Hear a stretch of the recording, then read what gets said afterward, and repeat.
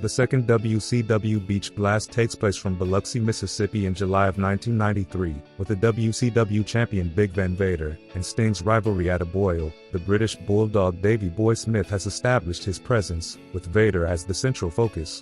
Sid Vicious returned with Colonel Robert Parker, and with the legendary Harley Race, sought to not only completely eliminate the Bulldog, but destroy Sting's status as the franchise of WCW. The Nature Boy Ric Flair is back in WCW and seeking to reclaim his most coveted NWA World title that was unceremoniously taken away from him only 2 years prior. Standing in his way is a man whom both stood across from, and side by side with Flair for years until finally climbing to the top of the mountain, Barry Windham. Rick Rude, also looking to reclaim the United States title from Dustin Rhodes after being stripped due to injury, finds himself in yet another Iron Man match, but this time the title is on the line. The Hollywood Blondes have been the year's dominant tag team in WCW, but veteran Arnold Anderson, no stranger to tag team gold, is back in the mix with the newest member of the Horsemen, Paul Roma, to re-establish dominance with a fourth partner, while Paul Orndorff defends the television title against former WCW World Champion, Ron Simmons. All this and more is set for WCW Beach Blast 93.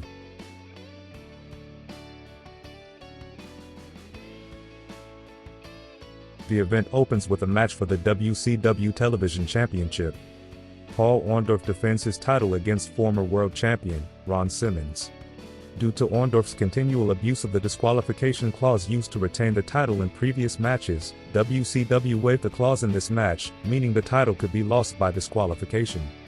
Orndorff takes his time to begin the match, prompting Simmons to launch an attack and throw him into the ring. Simmons then delivers a back elbow followed by a dropkick, leading Orndorff to regroup once more. He attempts to retaliate, but Simmons relentlessly targets his arm until he locks in a sleeper hold. Orndorff halts a reversal attempt, but he fails to connect with a flying knee. Simmons seizes the opportunity to attack Orndorff's leg and goes for a figure four, but he reaches the ropes. Orndorff takes a moment to recover, and Simmons pursues him, but he slams him into the announcer's table and applies a chin lock to wear him down. Orndorff continues to thwart his comebacks and maintains his advantage with additional holds until Simmons manages a surprise power slam. He also executes a sunset flip, a clothesline, a back elbow, and a suplex. Nevertheless, Orndorff resorts to irates and tries for a pile driver. Simmons counters by backdropping him over the ropes, which results in a DQ. Simmons continues to wrestle until the referee needs to inform him that the match has ended. After the match, Orndorff attempts to strike Simmons with the belt, but Simmons ducks and delivers a punch, sending him out of the ring. Simmons then takes the belt and poses with it.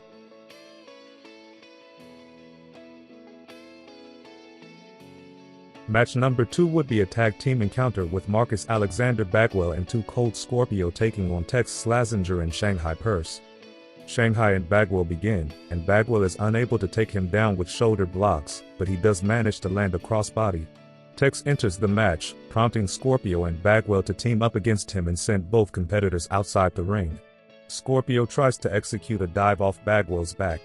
He recovers and lands a springboard crossbody, leading Tex to insist that Scorpio legally tag into the match.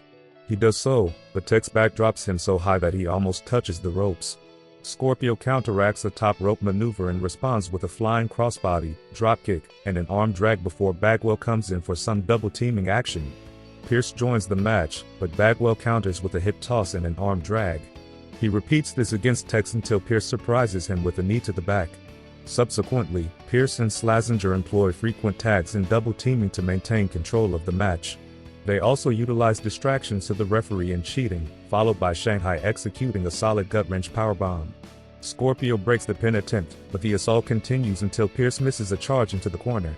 Bagwell executes a hot tag, and Scorpio delivers a flying splash, but the match devolves into a brawl. Nevertheless, Scorpio and Bagwell manage to throw Tex out of the ring, and Scorpio hits a 450 splash for the victory.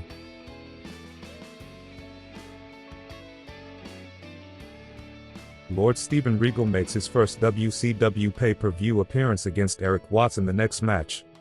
Both competitors exchange arm ringers, monkey flips, and arm bars. Regal performs bridges, flips, and kips up from the holds, and then they exchange pin attempts. Regal continues to take Watts down to the mat, but Watts also responds with counters. Then, Regal alters his approach and targets Eric's leg. This strategy fails, so Regal strikes him with European uppercuts, but he fails to connect with a knee drop. Watts swiftly attempts the STF and secures it, but Sir William strikes him with his umbrella.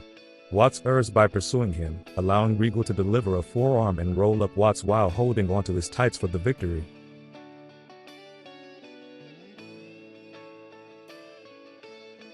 The next match is a singles contest between Johnny B. Bad and Max Payne. Bad quickly executes a takedown in a crossbody, but he fails to connect with a corner charge and falls to the floor. Max pulls him back into the ring and delivers a suplex along with a hammerlock slam before they exchange punches. Max then counters with a back elbow and begins to focus on Bad's arm.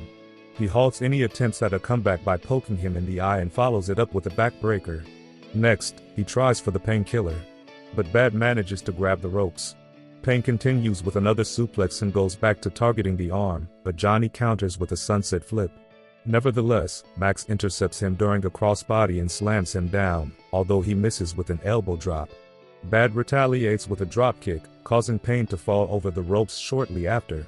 Payne successfully drives Bad into the post, but he makes contact with it when Johnny dodges. Bad then throws Max back into the ring and executes a flying crossbody to secure the victory.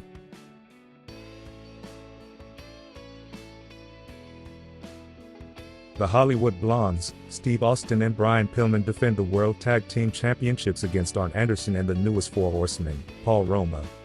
Before the match commences, a fan irritates Pillman, prompting Austin to calm him down. Austin and Roma initiate the match and engage in grappling that leads to a standstill, provoking Austin to mock him. Roma retaliates with punches, and Austin recovers before tagging in Pillman. He pretends to take an object from his tights but ultimately refrains from doing so. Arn enters the fray, and the Blondes appear to hold the upper hand until he sends Austin to the ramp. Austin pretends to offer a handshake, but Arn delivers a kick and joins Roma in a double team against Austin. Pillman struggles to gain the upper hand as well, and Arn delivers a hot shot before propelling him into a punch from Roma. Pillman then attempts to simulate a knee injury to entice Anderson to the floor, but he inadvertently collides with the guardrail during an assault.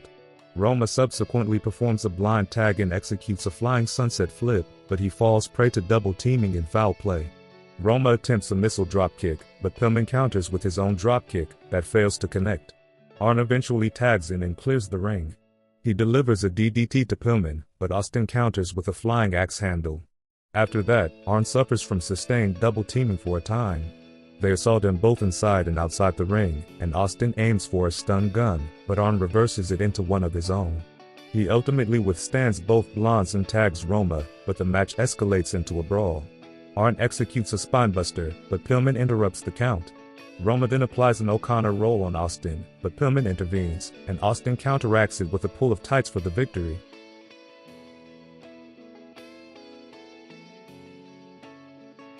An Iron Man match for the vacant United States Championship is next on the card. The title is currently held up due to controversial finishes in previous matches between Rick Rude and Dustin Rhodes, and they meet here to settle the score, hopefully, once and for all. Both competitors wrestle around the ring in a circle a few times, and the referee is required to intervene. They exchange forearms and kicks until Dustin backdrops Rude and throws him around the ring. Following this, Rhodes concentrates on Rude's back and mimics his hip swivel, which offends Ventura. He begins jumping onto Rude's back, but Rick raises his knees into Dustin's groin. Rude then reciprocates and focuses on Dustin's back. He traps him in a bear hug and transitions it into a belly-to-belly when Rhodes attempts to break free. Eventually, Dustin powers out of a rear chin lock and executes an electric chair drop, but Rude counters with raised knees during the splash. Though Dustin merely retaliates, Rude rakes his eyes, delivers a backbreaker, and follows up with a rude awakening for the first fall. Rude continues to assault a dazed Dustin and exhausts him further. Dustin struggles to gain the upper hand until he counters a tombstone. However, Rhodes is propelled out of the ring after missing a lariat. Rude then performs suplexes and axe handles on Dustin while shouting at Rhodes. He subsequently locks Rhodes in a sleeper for some time, but Dustin eventually executes a jawbreaker.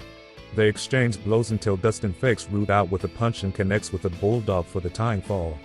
Dustin carries on with a flying bionic elbow, a pile driver, several clotheslines, and a sleeper, but he fails to secure another pin. The clock is ticking down, and Rude executes a jawbreaker. Then, he attempts a dive, but Dustin dodges and counters with a DDT. However, time runs out, and the match concludes in a draw.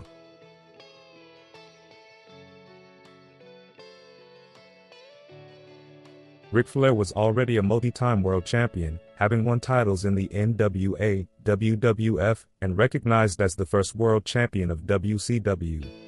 Barry Windham had won every major title, both singles and tag team, before ending a nearly decade-long quest for the NWA World Championship by defeating the Great Muta at Super Brawl earlier in the year. Ironically, Windham was involved in the world title picture in the fallout of Flair's departure and now holding the title upon his return. They are set to clash once more after many classic battles over the past decade for the same prize. They immediately trade chops and punches, but Windham answers with a lariat. Flair fires back with more chops, so Barry regroups. He then returns fire with a shoulder block and whips Rick into the corner for a Flair flip. Barry follows him to the floor, hits a clothesline, and suplexes Rick back into the ring, but Flair counters with a thumb to the eye. Then, Flair grabs a sleeper hold, but Barry rams him into the corner, and Flair flops. Windham then hits Flair with a Samoan drop, power slam, leg drop, and a lariat. Flair answers back with some punches, a jackknife pin, and some hard chops. He also hits a crossbody that sends Barry over the ropes, but Windham pulls Rick out of the ring and slams him. They return to the ring and Rick counters 10 punches in the corner, but Barry fights back and hits a superplex. He doesn't cover. He attempts a flying elbow instead and misses, but Barry is up first. Rick tries to fight back, but Windham whips him to the corner for another flip. However, Rick runs down the apron and goes to the top, before hitting a flying crossbody, but Windham reverses it. Then, they collide and Flair hits a back suplex before locking Barry in a figure 4. Barry tries to reach the ropes, but the ref counts his shoulders down for a 3 count. After the match, Flair credits Windham as a great champion, but he was back.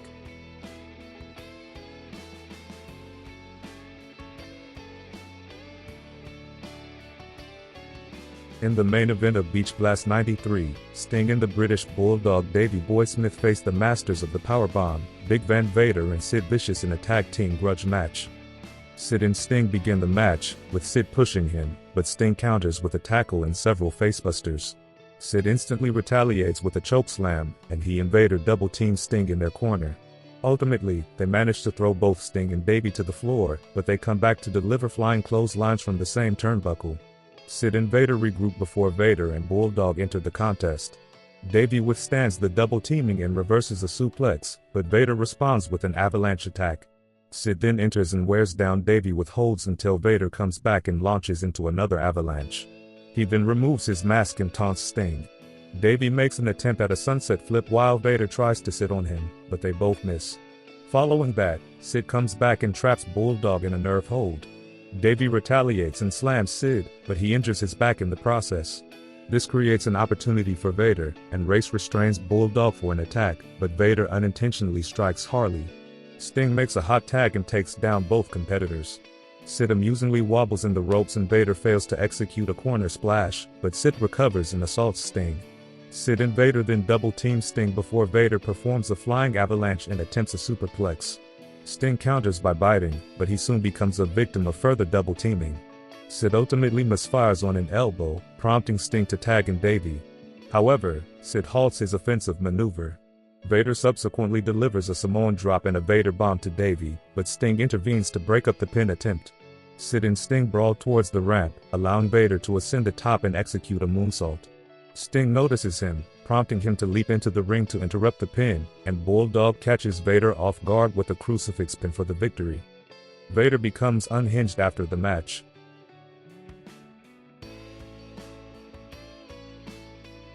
After Beach Blast 93, Arn Anderson and Paul Roma went on to defeat the Hollywood Blondes for the World Tag Team titles but lost them to the Nasty Boys after a short reign. Meanwhile, Marcus Alexander Bagwell and 2 Cold Scorpio continued to climb the ranks of the tag team division of WCW. Ricky Steamboat came back to win his 4th television title over Paul Orndorff before losing to Steven Regal, and Dustin Rhodes finally prevailed over Roode for the US title. WCW ended its relationship with the National Wrestling Alliance, and the world title would be rebranded the WCW International World Championship. After failing to recapture the US title, Rick Rude would go on to defeat Ric Flair for the WCW International title. Sting and Davey Boy Smith's feud with Vader and Sid Vicious led to a War Games match at Fall Brawl 93 where Sting and Davey Boy were joined by Dustin Rhodes and the Shockmaster, while Vader and Sid were joined by Colonel Parker's Harlem Heat. After failing to recapture the WCW International World title from Rude at Halloween Havoc, Flair turned his attention to Vader and the WCW World title, culminating in a career versus title match at Starrcade 93.